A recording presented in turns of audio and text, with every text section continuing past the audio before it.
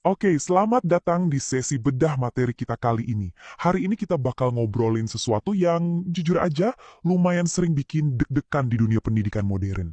Kita akan kupas tuntas soal ujian online dan teknologi pengawasan di baliknya.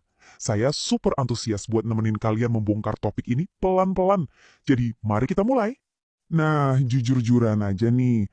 Pernah nggak sih kalian ngerasa cemas atau agak parno gitu waktu harus duduk anteng di depan laptop, terus ngerasa ada kamera yang mantengin tiap gerak-gerik kalian selama ujian? Wajar banget kok kalau rasanya agak canggung atau nggak nyaman. Maksudnya, sadar kalau kita lagi diawasin lewat lensa kecil di ujung layar, itu kadang bisa bikin telapak tangan keringetan kan? Tapi santai aja, hari ini kita bakal singkirin semua rasa cemas itu dengan cari tahu apa yang sebenarnya terjadi di balik layar. Langsung aja, ini peta perjalanan kita hari ini. Pertama, kita bahas apa itu online proctoring, terus gimana sih cara kerjanya? Habis itu kita lihat gimana teknologi ini menjaga integritas akademik kita, dan yang paling penting, perlindungan privasi mahasiswa. Sip, yuk kita bedah satu-satu. Masuk ke bagian pertama. Apa sih sebenarnya online proctoring itu? Jadi gini, Automated Online Proctoring atau AOP itu pada dasarnya cuma pengawas digital yang dibantu sama kecerdasan buatan atau AI.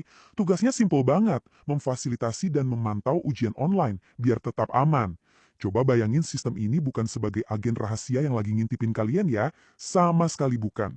Anggap aja ini versi digital dari dosen pengawas yang suka jalan keliling lorong kelas waktu kita ujian tatap muka. Tujuannya murni cuma buat mastiin semuanya tertib dan sesuai dengan aturan main yang ada. Lanjut ke bagian kedua. Gimana sih cara kerja sistem ini sebenarnya? Nah, prosesnya itu cukup terstruktur lewat 3 langkah utama. Langkah pertama, verifikasi identitas. Sama persis kayak ngasih unjuk kartu mahasiswa sebelum masuk ruangan, sistem cuma butuh mencocokkan wajah kalian sama foto profil resmi dari kampus. Langkah kedua, penguncian browser. Ini buat mastiin layar kalian tetap fokus di halaman ujian aja, jadi akses buat buka-buka tab lain otomatis dikunci.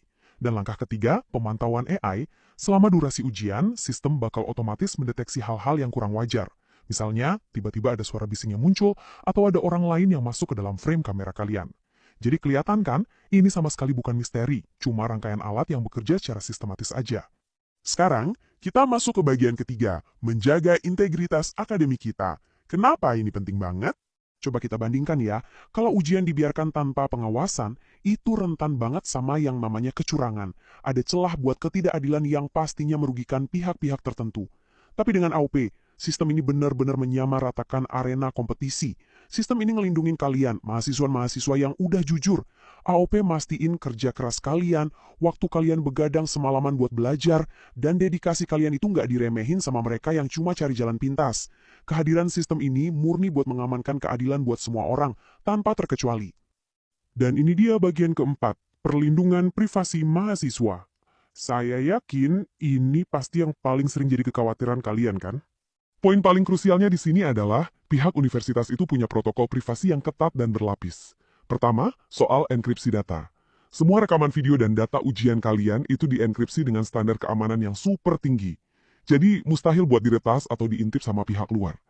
Kedua, aksesnya sangat terbatas. Nggak sembarang orang bisa nonton rekaman ujian kalian. Aksesnya benar-benar cuma buat pihak resmi yang berwenang aja, misalnya dosen pengampu mata kuliah tersebut.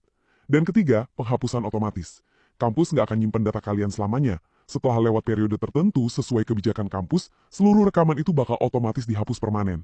Hilang. Jadi, kalian bisa tenang karena data kalian aman.